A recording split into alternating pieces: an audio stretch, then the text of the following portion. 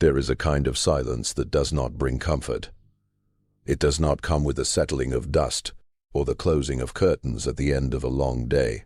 It comes suddenly, like a door slammed shut in a house you believed was empty, and when it does, it leaves behind something no one can fully name. That is the silence that settled over Harrow Hall on the night of October 14th, 1837. 43 people disappeared before morning. Not a single body was ever found. Not a trace of struggle was discovered. Not one explanation was ever officially recorded. And the men who were paid to find answers stopped asking questions faster than anyone could explain.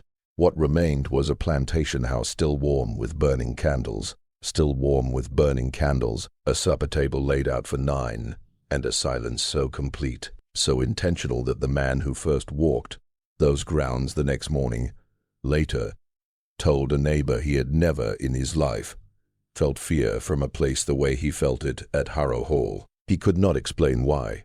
That was the part that troubled him most, and it should trouble you as well. Before we move forward with the story of Harrow Hall, if you have never heard what took place on that October night in the Carolina backcountry, you are about to understand why this story was hidden for nearly 40 years, and why the people who tried to uncover it were quietly, carefully discouraged from doing so. Subscribe to the channel so you never miss a story like this. 1. And leave a comment below telling us where you are listening from tonight. Now, let us return to 1837. To understand what happened at Harrow Hall, you first need to understand what Harrow Hall truly was, not only as a piece of land, not only as a name written on a deed, but as a living world of its own, shaped by its own rules, its own rhythm, its own silent expectations, that everyone who lived there understood without being told. The plantation stood in the Carolina backcountry, roughly 18 miles east of a trading settlement called Barracks Crossing, a place that no longer appears on any modern map, but once showed up on survey charts from the 1820s as a scattered cluster of buildings along a creek that eventually fed into the PD River. The land itself was flat and heavy, the kind of ground that seemed to absorb light instead of reflecting it, where the tree line pressed in from every side and the sky above the fields always felt somehow smaller than expected.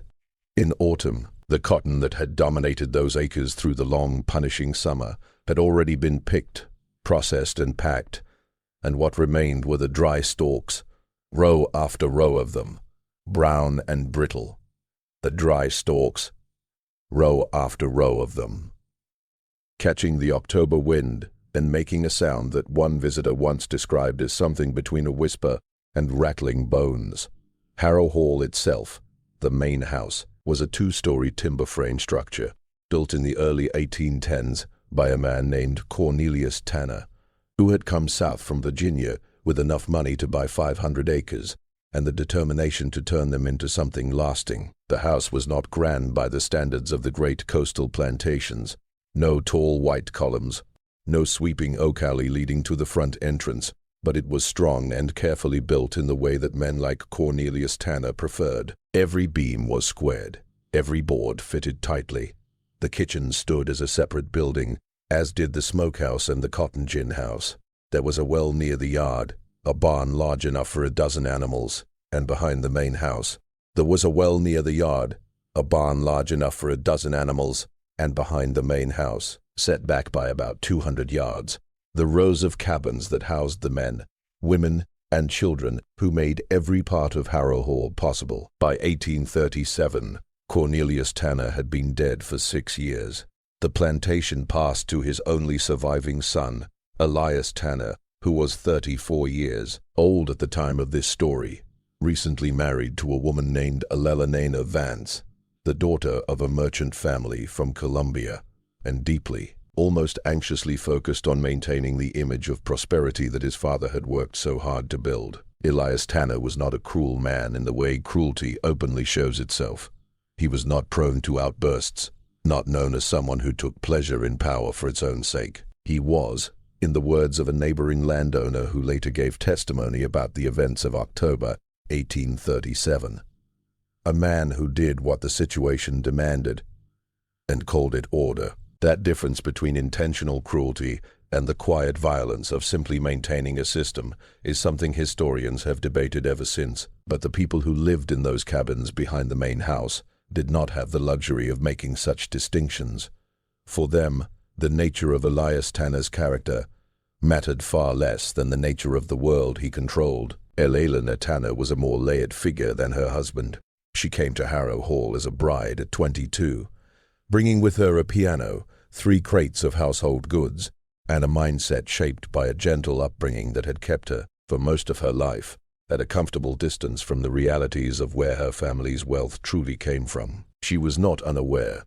She was, by the standards of her time, well-read, and there were letters among her papers discovered decades later that suggested a private moral struggle she never allowed to show openly. What she chose to do with that awareness, or what she chose not to do, became, over time, one of the more unsettling questions surrounding the events of that October night. The third member of the Tanner household, at least among those who lived in the main house, was Garrett, Elias's younger brother, who occupied 2 rooms at the back of the second floor and had arrived at Harrow all in the spring of 1836, under circumstances that were never fully explained. Garrett Tanner was 28 in 1837. He had spent several years in Charleston doing something no one was willing to describe clearly, though the word debts appeared in more than one account of his past, and he had come to Harrow Hall not out of brotherly closeness, but out of need. He and Elias maintained a distant, polite relationship. They ate at the same table, but as far as anyone could tell, they did not trust each other. And then there was Ward Driscoll. If any one person in this story requires careful introduction, it is Ward Driscoll. He arrived at Harrow Hall in March of 1837, 7 months before the October night that would turn the plantation into a subject of quiet whispers across 2 counties. He was hired as overseer after the sudden departure of his predecessor, a man named Clifton Haywood, whose leaving had been abrupt enough to spark its own quiet rumors. Haywood had overseen Harrow Hall's enslaved workforce for 3 years, and his departure, which he made at night with his belongings packed and his horse ready before anyone in the main house had woken, was not something Elias Tanner showed much interest in explaining. Overseers came and went, the work continued. But Haywood's departure was not simply a professional decision. The people in the cabins behind the main house knew things about why Clifton Haywood had left in the dark that Elias Tanner did not, and the arrival of Ward Driscoll, the man who replaced him, changed the atmosphere of Harrow Hall in ways that were hard to measure but impossible to ignore. Driscoll was a tall man, lean like someone used to physical labor, with a pale, weathered face that seemed fixed in a constant expression of judgment, as if he were always calculating the distance between where he stood and where he needed to go. He arrived with a single letter of recommendation from a plantation near the North Carolina border, signed by a landowner named Gideon Falk, who described Driscoll as a man of strong character and firm principles, well suited to managing a large property. What Falk did not mention, what was only uncovered later through years of careful archival research by someone determined enough to keep digging, was that Driscoll had left Falk's employment under circumstances very similar to the way Clifton Haywood had left Harrow Hall at night, without warning, leaving behind a silence no one wished to disturb. By the summer of 1837, life at Harrow Hall had settled into a new pattern under Driscoll's control, a pattern that everyone within those boundaries could feel, but that no official record, no letter, no document could fully describe. And beneath that pattern, in the spaces between what was seen and what was recorded, something was being prepared, something patient, something careful, something that had been in motion for years, perhaps even longer. History often records the names of those who lived in the main house. It is far less reliable when it comes to the names of the people who built it, maintained it, fed it, and made everything within it possible. But those names did exist. They appear in fragments, in estate records, in church documents, in the writings of abolitionists who traveled through the South, collecting accounts in the years that followed, and putting those fragments together is one of the only honest ways to tell this story. Reuben was 41 years old in the autumn of 1837. He had been at Harrow Hall since the age of 7, brought there by Cornelius Tanner from a property in Virginia, and he had spent those 34 years gathering the kind of knowledge that comes only from long, close observation of a place and its people. He knew the land. He knew which part of the low field would flood during a wet spring. He knew which boards in the cotton gin creaked in a certain way that meant they needed repair. He knew the names of every animal in the barn and could tell from the sound of a mule's step if it was favoring a leg. He was, in the view of nearly everyone who had dealings with Harrow Hall during those years, essential, and he had spent much of his life understanding exactly what that meant and exactly what it did not. Reuben was tall, lean, and careful in his movements, with a face that had learned, through years of practice, to show only what he chose to show. He spoke little around the people in the main house, but among his own people, in the cabins, in the quiet moments after the work ended, and before it began again. He was different. He was the kind of man others naturally turned toward, without fully knowing why, the way a compass needle finds its direction, not because he was loud, and not because he tried to draw attention, but because he had a calm steadiness that made the people around him feel more settled. His wife, Dia, was 36. She worked in the main house, mostly in the kitchen, but also wherever Elena Tanner needed her, which meant Dia moved through the house with a level of access that was uncommon. And as it will become clear, this mattered greatly in the weeks before October 14th. Dia was sharp in the way of someone who had been pushed by life to understand people quickly and deeply, because for her, reading people was a matter of survival. She read a room the way a sailor reads the weather, noticing small signs others would ignore. The shift of a shoulder, the way a sentence ended just a little too fast, the direction a man's eyes moved when he heard something he did not believe. She had been observing Ward Driscoll since the week he arrived, and what she saw in him frightened her in a way the previous overseer, for all high. It was not what Driscoll did that scared her. It was not what Driscoll did that scared her. It was how closely he paid attention to things other men in his role never even noticed. He watched, he remembered, he kept track. In just 2 months at Harrow Hall, he had learned more about the inner life of the cabins, the relationships, and the small systems of trust and favor among the enslaved people than Clifton Haywood had learned in 3 years, and he did it without seeming to try. That was what made Dia feel a cold weight in her stomach at night. Driscoll was not careless at all. He was the complete opposite. And a man like that, in the position he held, with that level of authority, was far more dangerous than a man who was only cruel. The third person at the center of this story was August. He was 19, the youngest of the 3 in terms of the role he would play, but not the youngest in understanding. August had been born at Harrow Hall, the son of a man named Henry, who died when August was 12, and a woman named Nora, who was sold to a property in Georgia when August was 15. In the 2 years after his mother was taken away, he became quieter and harder, like a stone that toughens when the water around it disappears and air reaches it. He was not openly bitter. He worked with a steady focus that Driscoll had noticed and approved of in his first weeks, which meant August had achieved something rare, being seen as capable without being seen as a threat. But August had something that neither Reuben's steadiness nor Dia's sharp awareness could offer. He could read, not smoothly, not perfectly, but enough. He had learned the way enslaved people in the antebellum South often did, secretly, in pieces, and at great personal risk, from sources that were never the same twice. A torn page from an old almanac, a label on a crate, the back of a notice posted at a crossing. Over time, he built something useful, not full literacy, but enough to understand the main idea of a written document. And in the summer of 1837, a document arrived at Harrow Hall that August needed very much to understand. The letter came in July of 1837, addressed to Elias Tanner, carried from Barracks Crossing by a boy who made the trip 3 times a week on a tired, sway-backed mare. It was a normal delivery, among others. A bill of lading, A newspaper from Colombia. A note from Elelina's mother. Elias Tanner opened it at the dining table on a Tuesday morning in the second week of July, while Dia cleared the breakfast dishes nearby. She did not read over his shoulder. She did not need to.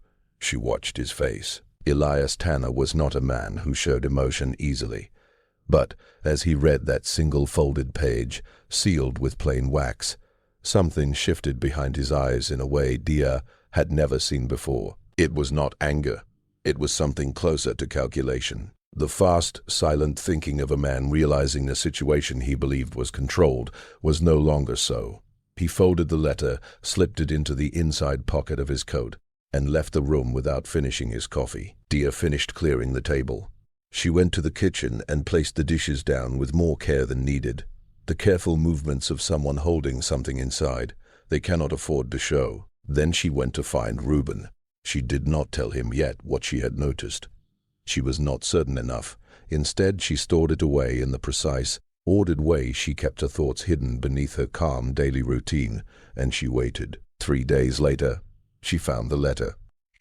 It was not hidden in any complex way.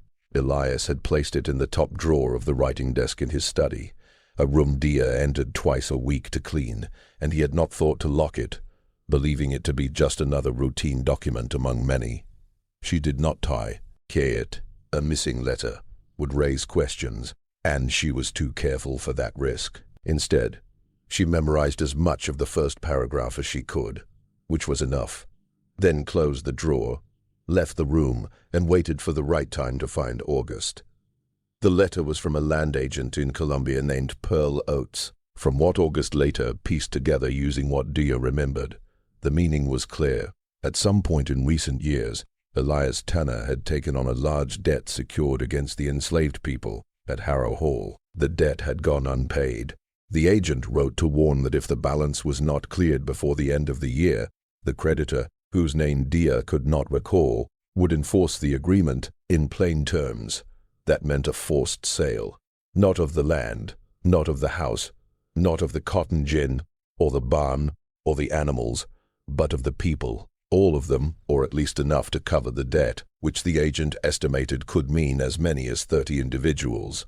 In a community of 43, losing 30 was not a partial loss, it was the end. 4. August sat with this knowledge for a long time before taking it to Reuben. He held it the way a person holds something that has reshaped their entire world, something they cannot unknow. Then one Sunday evening in late July, when the light turned low and orange over the fields, and the air carried the smell of dust and cooling earth that he had known his whole life, he went to find the older man. Reuben listened without interrupting. He sat on the step of his cabin, hands clasped between his knees, his face completely still, listening until August had said everything. Then he remained quiet for a long while. Finally, in a voice so low it barely carried, he asked, "How much time do we have?" August told him, "Until the end of December at most." Reuben nodded. He looked out over the fields, at the fading light, at the familiar land where he had spent 34 years. He looked with the attention of a man who thinks he may be seeing something for the last time, and is quietly deciding what must be done. Then he said, "Then we have until October, maybe November, not longer." August did not ask why those months. He understood. October was when the cotton was harvested, when the year's work was done, when the ground was firm, and the nights were long enough to matter.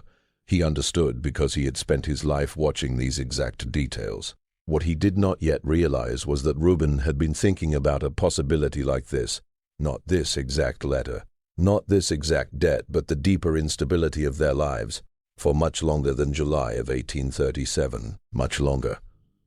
There were things Reuben carried inside him that he had never spoken aloud, things connected not only to Harrow Hall but to the wider world, its geography, its paths, the names of people and places he had never seen, but knew were real. To understand how Reuben came to know these things but new, you have to go back several years, to a summer evening in 1833, when a man named Tobias, a free black carpenter from a town called Lancaster, about 50 miles north, came to repair the barn roof at Harrow Hall and stayed for 3 days.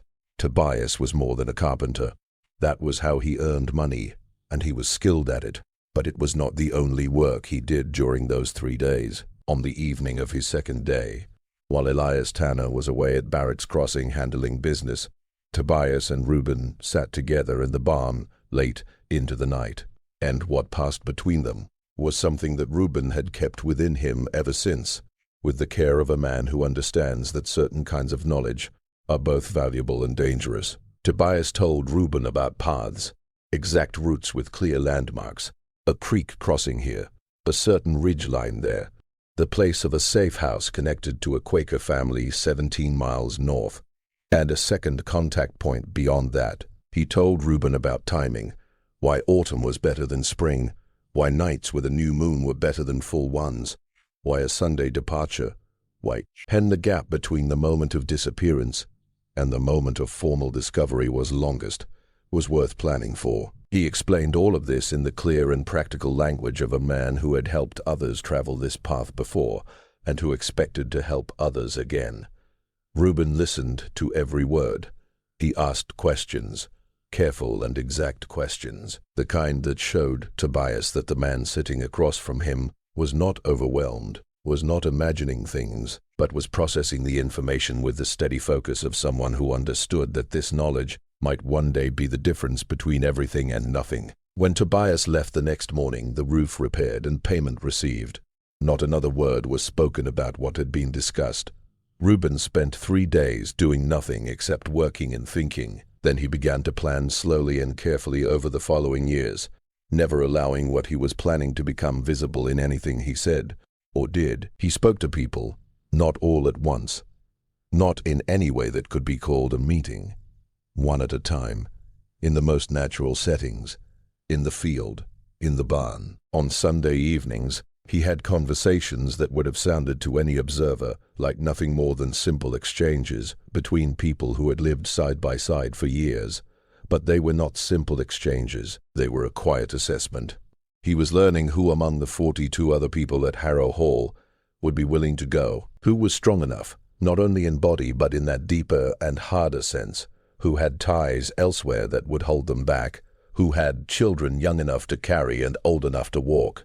He was measuring weight, distance, risk, and will. By July of 1837, when August brought him Dia's news about the letter from Purcell Oates, Reuben had been working on this for 4 years. He had not told even Dia the full extent of it, not because he did not trust her, but because in a world where discovery could come from any direction at any time, knowing less was sometimes the safest protection.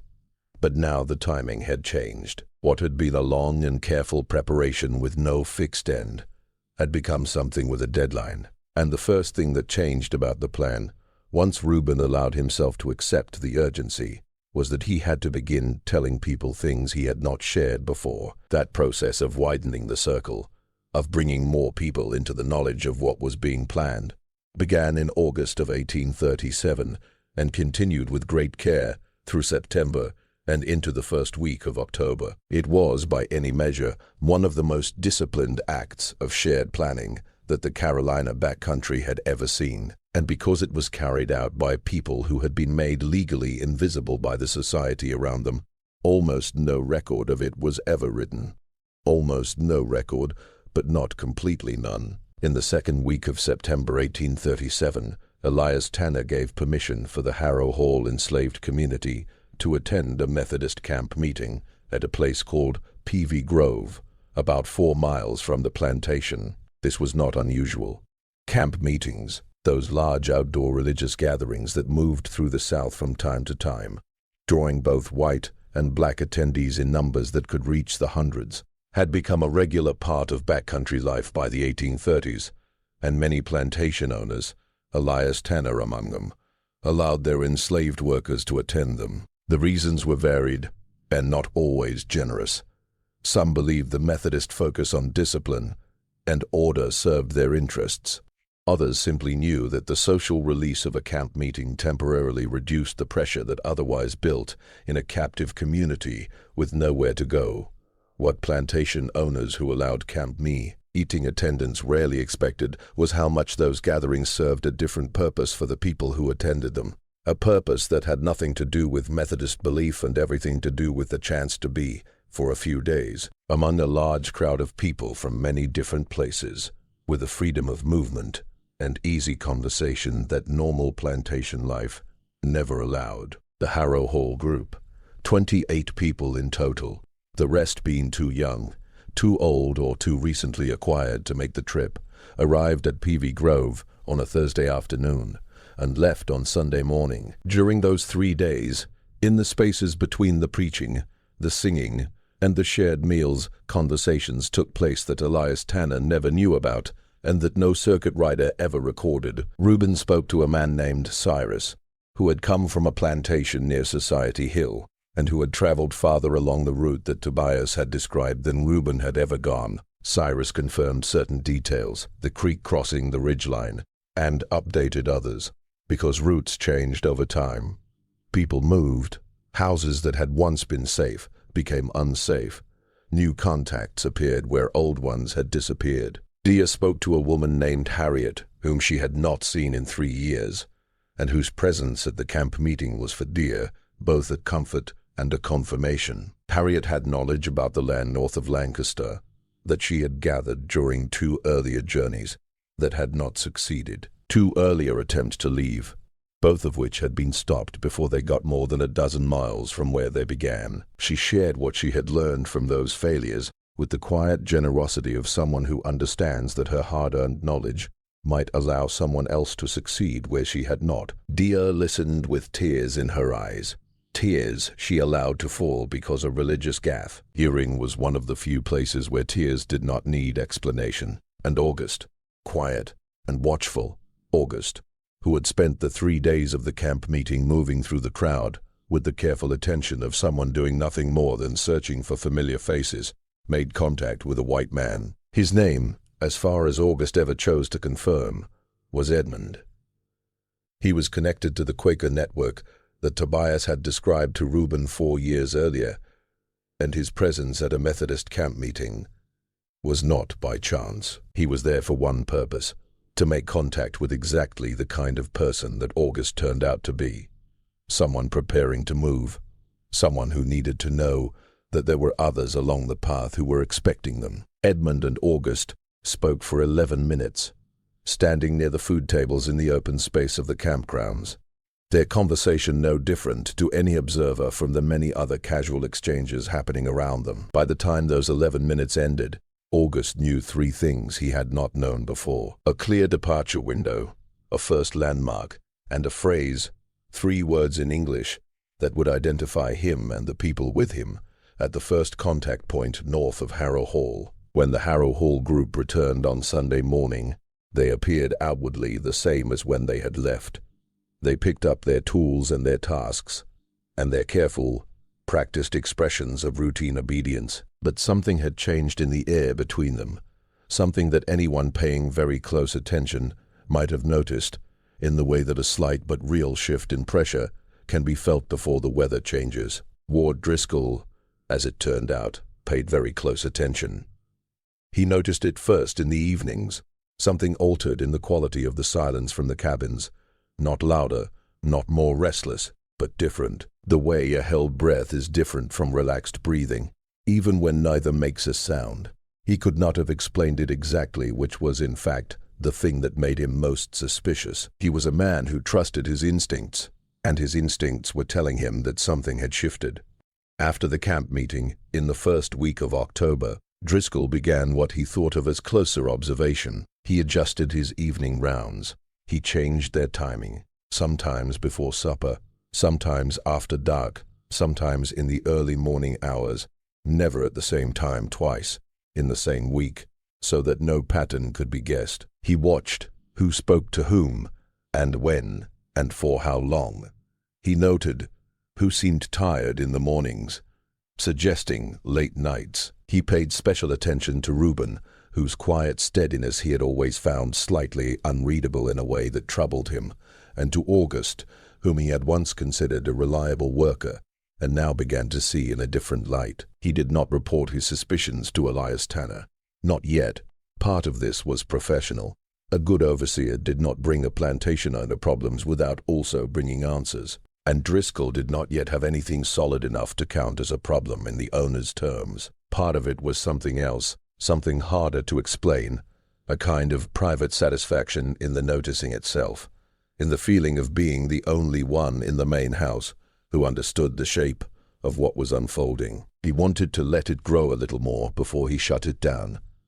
That decision to wait, to watch, to allow things to continue for a few more days before stepping in, was the decision that would shape everything that followed. Whether Driscoll ever understood that is unknown. He was not the kind of man to leave records of his private thinking. What he left instead was an absence, his name appearing in the Harrow Hall records through October 13th, and then nothing. Not a single confirmed document with his name on it after the night of the 14th. But we are moving ahead too quickly. To understand the night of October 14th, you first have to understand the 7 days before it, the days during which everything that had been quietly, patiently, and invisibly built over years was pressed into its final and unchangeable form. What do you think was taking place in those cabins on those long October nights while Ward Driscoll adjusted his rounds, and Elias Tanner checked his accounts, and Elena Tanner played her piano in the parlor, with the windows closed against the autumn cold? Drop your theory in the comments below. We want to hear what you think was coming, and if this story is giving you the sense that something terrible and something necessary are about to arrive at the exact same moment, you are right. Stay with us. The 7 days before October 14th were, by every outside account available, uneventful. The cotton had been ginned. The bales were stacked in the gin house, waiting for transport to market. The fields were empty of their summer load, and stretched flat and brown in the autumn light. The weather had turned cool, but not cold. The nights dropped into the 50s with a clear sky and a fading moon, that by the 14th would be 3 days past new, meaning the night of October 14th would be almost completely moonless. Anyone who had spent time on a farm in the Carolina backcountry in the 1830s would understand what that meant. A moonless October night with clear skies, and no rain was about as close to perfect traveling weather as the season allowed. Enough light from the stars to find your way in open land, cool enough to move quickly without exhaustion, far enough past the end of the growing season that the roads were quiet. No wagons hauling cotton to market at strange hours, no extra traffic to notice strangers moving through the darkness. Reuben had known from the start that timing depended on the calendar as much as anything else. He had learned from Tobias and confirmed by Cyrus at the camp meeting that the nights of a new moon were when experienced travelers moved. He had set his departure window in the 3rd week of October, and the fading moon of October 14th marked the beginning of that window. It was, in other words, not accidental. It had been chosen. During those 7 days, the preparation that had been building for months was brought to its final stage. And the ways in which this was done, the methods, the logistics, the remarkable discipline of 43 people maintaining the appearance of complete normal life while carrying out a coordinated departure, form one of the most extraordinary stories of collective action in the antebellum South, even though it would remain mostly unknown for nearly 4 decades. Supplies had been gathered slowly over weeks in amounts so small and so ordinary that no single act of gathering would seem unusual. Dried corn, salt pork, a length of rope, extra cloth, each item obtained through the normal flow of daily work, the small extra from a harvest here, something set aside from a shared meal there, and stored in places that Reuben had identified over months of planning. A hollow in a certain tree, 200 yards behind the farthest cabin, a loose board under the floor of the old smokehouse that had not been used regularly since spring. Nothing that could not be explained simply if found, and nothing so large in amount that it suggested anything beyond normal life. There were also arrangements of a different kind. Arrangements involving the people themselves and the question of who would go and who would stay. This is the part of the story that is least recorded and hardest to rebuild. And it is also the part that requires the most careful handling because it involves choices made under extreme pressure, and those choices were not simple or the same for everyone. Not everyone at Harrow Hall was part of Reuben's plan. Not because they were left out of trust, but because Reuben and Dia and August had, over the months of their planning, developed a clear understanding of who could physically make the journey, and who for reasons of age or health or the weight of their situation could not or should not be asked to. There was a woman named Bess, who was 63 years old, and who had a heart that sometimes failed in the night, leaving her gasping and holding the frame of her cot until it passed. There was a man named Old Silas, who was somewhere past 70, and who had told Reuben directly, and without sadness, that his traveling days were over. There were 2 infants. There was a child of 4, named Clara, too old to carry all night, and too young to keep up alone. These conversations between Reuben and the people who would remain in the quiet spaces of those 7 days were by any measure the hardest part. They were also, in the structure of this story, the part that most clearly shows the nature of what was being done. Not a sudden escape, not a panic reaction to immediate danger, but a careful, organized act by people who had thought deeply about every part of what they were attempting and had made clear choices under conditions where making a choice was itself a kind of defiance. The people who would stay knew what was happening. Most of them had known for weeks. Their choice to remain, some made willingly, some made with the deep sadness of knowing, that a body may be willing but a 63-year-old heart might not, was not a betrayal, and was not treated as one. Reuben had been clear about this in the conversations he had with each of them. The people who stayed would know nothing, would be able to say truthfully that nothing unusual had happened, would be able to face the questioning that was certain to come, and it was certain to come, and it was certain to come, without the weight of knowledge that could put them in danger. This too was a kind of planning, a kind of care carried out under the most unlikely conditions. By the evening of October 13th, the 43 people of Harrow Hall had, without a single visible break in their daily routine, separated themselves into 2 groups, those who would leave and those who would stay. The supplies were ready. The route was memorized, not written, never written, held entirely in the minds of the people who would need it. The departure signal had been agreed upon. The contact phrase August had received from Edmund at the camp meeting had been shared with 3 others, so that if August was separated from the group in the first miles, the knowledge would not be lost, and Ward Driscoll, who had been watching closely for almost 3 weeks, had found nothing, which itself was a sign. The supper table at Harrow Hall was set for 9 on the evening of October 14th, 1837. This detail, the set table, would later become one of the most discussed parts of what Hiram Cook discovered when he arrived the next morning. It suggested normal life. It suggested that the people who lived in that house had sat down to a prepared meal and then left, or that the meal had been prepared and the people who made it had never sat down. The difference mattered, and it was never set down. What is known is this: Dia prepared the evening meal in the kitchen house, as she did every evening.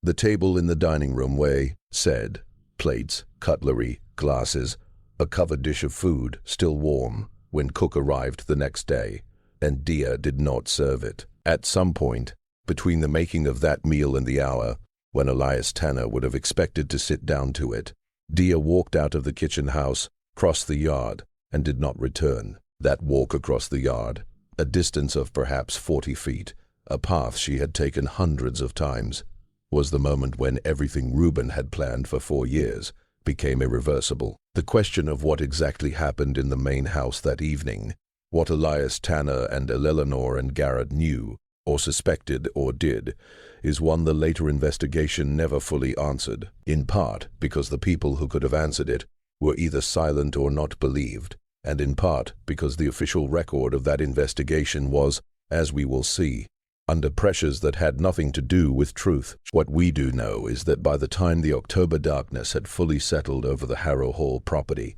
somewhere between 8 and 9 in the evening by the most reliable later accounts, there was no sound coming from the cabins, not the usual sounds of an evening, not voices, not movement, not the sounds of children, nothing. Only the wind from the fields and the dry rustle of the cotton stalks, and the silence. and the silence was complete. To understand how 43 people leave a plantation in a single night without being discovered until morning, you have to let go of the idea that disappearance requires hiding. It does not always. Sometimes the most effective way to disappear is not to hide, but to move. Moving at the right speed in the right direction at the right time with enough of a lead that when detection comes, it arrives too late to matter. The departure was not a single moment. It was a sequence arranged with the kind of precision you would not expect from people who had never led a military operation, until you remember that their entire lives had been a kind of continuous operation, a daily handling of danger and limits that required exactly the kind of thinking that an escape of this scale demanded. The first to leave were the people with children. They went in the time after supper ended and before the evening rounds, moving through the tree line at the back of the property and heading northeast along the creek that Reuben had walked many times in the normal course of farm work. They carried what they could, and they moved quietly, not because they were told, but because they understood, long before they could explain it, that silence was the language of survival. The second group left 30 minutes later. They moved in a different direction, due north through the Sims property that bordered Harrow Hall to the northwest, along a path that Reuben had chosen because the Sims land ran unfenced on its northern edge for nearly 2 miles, which meant crossing it required no gate, no fence, no delay. They would meet the first group at the creek crossing that Cyrus had confirmed at the camp meeting. The third group, the last to leave, was Reuben himself, August, 2 other men, and a woman named Phoebe, who had insisted, despite an ankle that had not fully healed, on being in the last group instead of the first, because she was one of the few who knew the entire route. If something had happened, if any alarm had been raised, if the first 2 groups had run into trouble, she would know exactly what to do. Reuben was the final person to leave the Harrow Hall property. He paused for a moment at the edge of the tree line and looked back at the place where he had spent 34 years. He did not look at it with emotion. He looked at it with the flat, steady focus of a man finishing an assessment, checking something, confirming, something. And then he turned and walked into the trees. The candles in the main house were still lit. The supper table was prepared. The kitchen fire, low but not out, cast a soft orange glow through the kitchen window. Everything appeared exactly the way it would have looked if the people who lived there had only stepped out briefly and were about to come back. They were not about to come back. Hiram Cook was a farmer who lived 3 miles from Harrow Hall and who had an agreement with Elias Tanner to deliver a load of split-rail fence posts on the morning of October 15th. He arrived, by his own account later given to the barracks crossing magistrate, at around 7 in the morning, with a wagon full of posts and a hired man named James riding beside him on horseback. The first thing Cook noticed was the silence. He was not a man given to fancy. He stated this clearly in the account recorded by the magistrate and preserved today in a county archive in partial form. He was a simple man, he said, not given to imagination, and he was not in the habit of feeling things about places. But he told the magistrate that as he drove his wagon up the lane toward Harrow Hall and the silence closed in around him, he felt a sensation he could not name. Not exactly fear, but something close to it. The feeling, he said, of a place that was holding its breath. The main house door was unlocked. He knocked. No answer. Called out.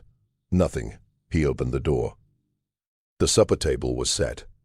The food had been sitting long enough to grow cold. The candles in the parlor had burned down to small stubs and gone out, leaving pools of hardened wax on the candlesticks. Elias Tanner's piano was open, the lid raised, a piece of sheet music on the stand, as if the player had stepped away in the middle of practice. Upstairs, the beds were in different stages of being made or unmade. Not the careful order of people who had left on purpose, but the normal disorder of a day cut short. There was no sign of struggle, not in the main house, not in the yard. The barn animals were there and had been fed at some recent time. The water troughs were not empty. The hay was fresh enough. The cotton gin was locked with its usual padlock. The smokehouse was secured. and the cabins were empty, not abandoned in the way of a rushed escape. Nothing was overturned. Nothing was broken, but empty in the way of rooms whose occupants have taken with them everything that mattered and left behind everything that did not. Pots on their hooks, tools in their corners, clothing that was worn out, or too big, or too small hanging on nails. The quiet collection of objects that cannot travel and have been left on purpose, not by accident. Cook walked the length of the cabin row twice before he spoke. Then he turned to James, who had followed him in silence, and said something that James remembered word for word, 40 years later, when an interviewer finally found him in his 80s living in a town in Ohio. What Cook said was, "They're gone. All of them." And then after a pause, "God Almighty." And then they went to find the sheriff. The sheriff of the county in which Harrow Hall was located was a man named Porter Baines. He was 51 years old, had served in his position for 11 years, and was, by the accounts of those who worked with him, a capable and unsentimental man who approached his duties with the steady efficiency of someone who had seen enough of human behavior to stop being surprised by most of it. He arrived at Harrow Hall with 2 deputies at around 11 in the morning on October 15th. He remained there for 4 hours. He interviewed Hiram Cook, the hired man James, and Elias Tanner, who had been found at a neighbor's property where he had apparently gone the previous afternoon, a timing that would become one of several details that investigators noted as unusual, though none of them ever fully pursued it. Elena Tanner was in the main house when Baines arrived. She had by that time been alone in the house since the previous evening, or so she said. She gave her account calmly, in the careful language of a woman who had spent years controlling her expressions. She told Baines she had heard nothing unusual during the night. She had gone to bed at her usual hour. She had woken to find the house as he now saw it. Baines recorded her statement. He wrote in the report he filed with the county court 3 days later that Mrs. Tanner appeared calm and cooperative. He did not record what she chose not to tell him. What she did not tell him, what would only come out decades later from a source that none of the original investigators had thought to consult, is something we will return to. What Baines did in his 4 hours at Harrow Hall was establish the basic facts. 43 enslaved individuals were missing. No violence was visible at the site. The escape, for that is what he called it in his report, without surprise or comment, appeared to have taken place during the night of October 14th. He started what the law required: notification to nearby county sheriffs, a description of the missing individuals to be shared through the usual channels, a request for any information about the movement of a large group through the region on the night of the 14th. Those requests produced, in the following 2 weeks, nothing at all. Not a single report of a sighting, not one witness who had seen a large group moving through the countryside on the night of October 14th, or the days after. Not one informant, and there were informants in every county of the Carolina backcountry, men who earned part of their living by reporting on the movement of runaway individuals or groups who had anything useful to share. This was in itself remarkable. A group of 43 people moving through settled land in the middle of October should have been seen by someone. The lack of any sighting report was not final. Absence of evidence is not proof of absence, but it was, even to a man as unsentimental as Porter Baines, worth noting. He noted it in a single line at the end of his report. No reliable information has been received regarding the present location of the said individuals. And then, as far as the official record was concerned, the investigation ended, just when it seemed the inquiry was going somewhere. Just when it felt like someone in authority might ask the questions that needed asking, the silence returned. Not the silence of a plantation at night, but the silence of men with authority choosing not to look too closely. If this story is already making your skin crawl, share it with someone who enjoys unsolved history, and hit that like button so more people can hear what really happened here. Because the true story, the story of why no one found anything, and what someone was hiding, and what Elias Tanner knew, is only just beginning. The official record of the Harrow Hall investigation, such as it exists, runs to about 12 pages. Baines's first report, 3 pages of witness statements, a document recording the formal notice to nearby jurisdictions, and a short summary filed 6 weeks later stating that the investigation had produced no useful results and was being placed in abeyance pending new information. That final document, the one placing the inquiry in abeyance, was filed on November 29, 1837, and signed by the county judge, a man named Harlan Voss. It is the last official document in the Harrow Hall file for that year. It is also, on careful review, a very unusual document. The first unusual thing about it is the speed.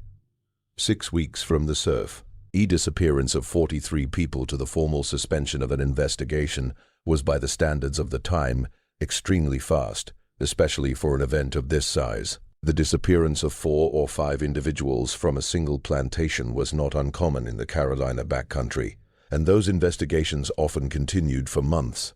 The disappearance of 43 was unheard of in living memory, and the formal closing of the inquiry after 6 weeks was a break from normal procedure so significant that at least one legal scholar studying the file in the 1890s described it as an administrative anomaly without clear explanation.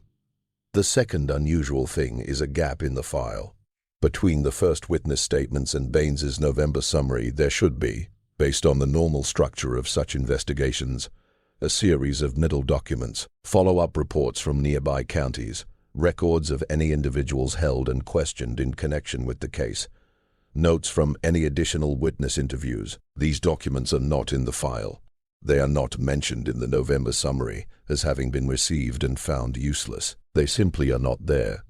The file moves from the initial October documents straight to the November closure, with nothing in between. This could, of course, have several simple explanations. Documents can be lost, misplaced, damaged, destroyed by accident. Archives in the antebellum South were not kept with the strict care of modern record systems. The absence of these middle documents does not, by itself, prove anything. But it is the third strange thing about the file that is the hardest to explain away. In the November summary, Baines wrote the following line, which does not seem to connect to anything else in the document, and which has no clear reference in the earlier text. The matter having been reviewed with the proper parties, and the situation being of a kind that does not benefit from extended public inquiry, it is the judgment of this office that the foregoing case be closed. The circumstances being of a kind that do not benefit from extended public inquiry. That line is not standard legal wording. It is not a form that appears in any other document in the county records from that time. It is a line written by a particular man to say a particular thing, that someone somewhere had made a decision about what it was and was not useful to pursue in the matter of Harrow Hall, and who those proper parties were, Porter Baines never named. He died in 1851, leaving no memoir, no private papers, no letters that anyone has found that address the Harrow Hall matter. The county judge, Harlan Voss, died in 1858. His papers were passed to his son, who destroyed most of them after a fire damaged his home in 1862. A fire that the local newspaper described as accidental and that no one at the time had much reason to question. The trail, in other words, went cold in the way that trails go cold when the people who might have followed them chose not to. There is a detail in the Harrow Hall story that the official record mentions and then almost immediately lets go, and it is the detail that once noticed becomes the hardest to stop thinking about. When Porter Baines arrived on the morning of October 15th, Elias Tanner was not at Harrow Hall. He was at the nearby property of a man named Abner Priat, a farmer who owned a modest piece of land about 1.5 miles to the south. Tanner had gone to Priat's property on the afternoon of October 14th, hours before the departure of his entire enslaved workforce, and had stayed overnight, returning to Harrow Hall on the morning of the 15th, just before noon, roughly an hour after Baines had started his investigation. The official explanation for this absence, as written in Baines's report, was that Tanner had gone to discuss a fence boundary dispute that had been ongoing between the two properties. Pruitt confirmed this in his own statement. Tanner had come in the afternoon. They had discussed the fence matter over supper, and Tanner had stayed the night because it was late. This was believable. Fence disputes were a common part of backcountry life. Overnight stays between neighboring landowners were not unusual. Baines appears to have accepted it without pushing further, but there are several things about this account that, when placed beside the other parts of the story, create a discomfort that the official record does not address. The first is the timing. Elias Tanner left Harrow Hall on the afternoon of October 14th, the very day of the departure, hours before it happened. He was not present when his workforce walked out. Whether this was chance or design, his absence meant he was not in a position to respond in real time to whatever signal might have reached him from the property. The second is Abner Pruitt himself. In the years after October 1837, Pruitt continued to run his farm without any clear disruption to his life. He was not wealthy, not politically connected, not a man of any special importance in the county. He seemed, in short, to be exactly what the official record described him as, a neighbor. But his name appears in one other place that the official record does not mention. In 1834, Abner Pruitt had briefly employed, as a hired hand for the spring planting season, a man named Tobias, a free black carpenter from Lancaster, the same Tobias who had come to repair the Harrow Hall barn roof in the summer of 1833, and had spent 3 days there in conversation with Reuben. Whether this connection means anything, whether Pruitt's relationship with Tobias had any effect on the events of October 14th, is something that cannot be proven from the surviving record. It may be coincidence. In a world this small, in a county this thinly populated, connections between people were often ordinary. People knew each other. People hired the same workers across seasons and properties. But in a story that has already produced this many coincidences, another one begins to feel less comfortable. And then there is the matter of Eleanor Tanner. Eleanor Tanner was alone in the main house on the night of October 14th, 1837. Her husband was at Abner Pruitt's farm.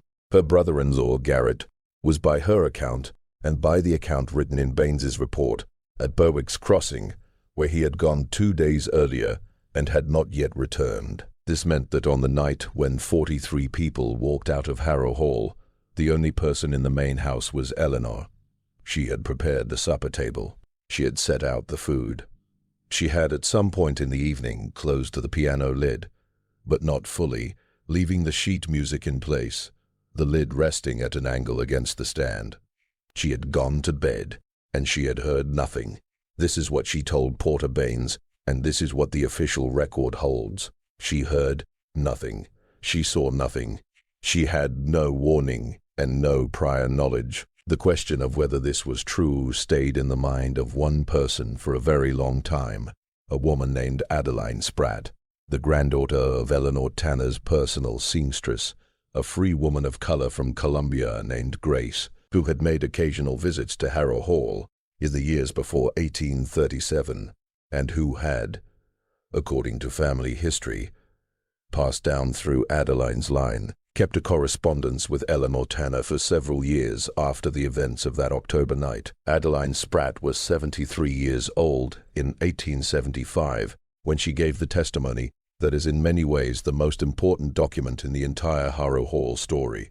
She gave it to a journalist named Olive R. Hatch, who was working for a paper in Columbia, and who had become interested in the story through a chance discovery of the partial Baines report in the county archive. Hatch had spent 2 years searching for anyone who might have direct knowledge of the events of 1837, and when he found Adeline Spratt, he found something he had not expected.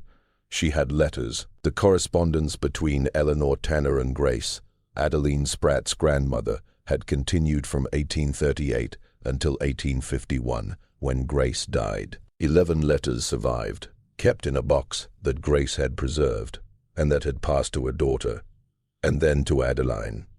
They were not, for the most part, letters that directly discussed the events of October 14th.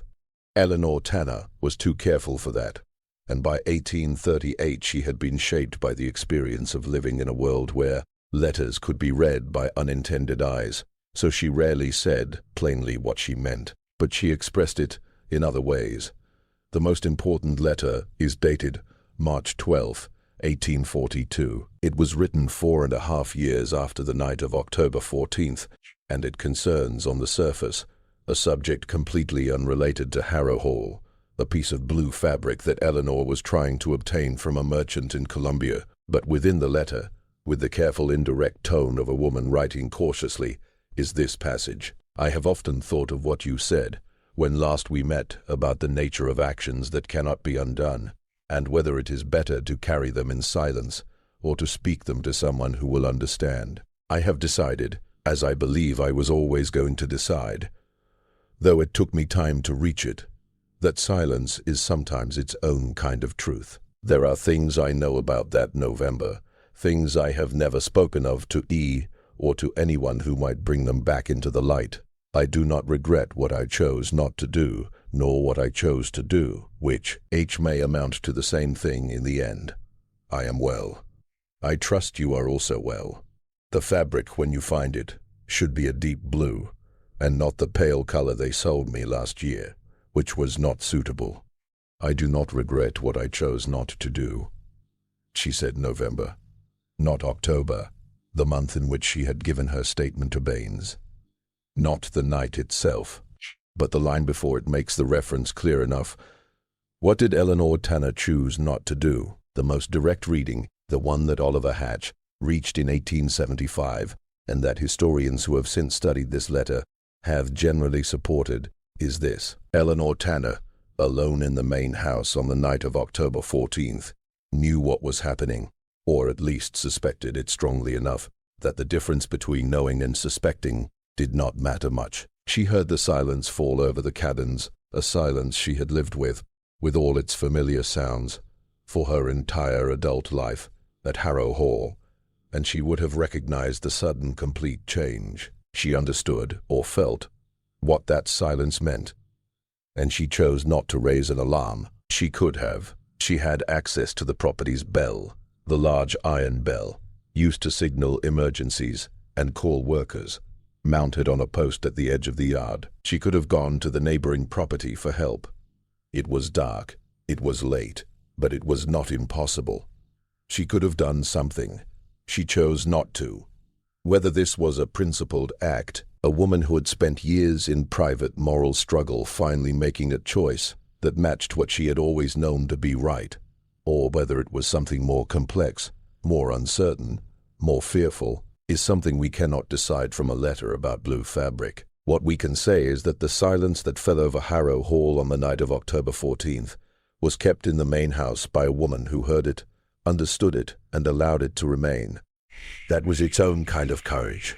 In a world where courage took more forms than the official record was willing to recognize, there is one more figure whose fate needs to be considered, and it is the one whose disappearance the official record found most difficult to explain. Ward Driscoll. When Porter Baines arrived at Harrow Hall on the morning of October 15th and carried out his investigation, Ward Driscoll was not there. His quarters, a room attached to the back of the barn, separate from both the main house and the cabins, were occupied. His belongings were there. His tools of office were kept in their usual places. His horse remained in the barn, but Ward Driscoll himself was missing. Baines recorded this in his report and marked it as a point that needed explanation. He included Driscoll among the individuals whose whereabouts were unknown, not grouped with the enslaved community, but listed separately, in the neutral administrative tone of someone who has found something he cannot fully explain. The investigation gave no answers. Driscoll was never found. No record of,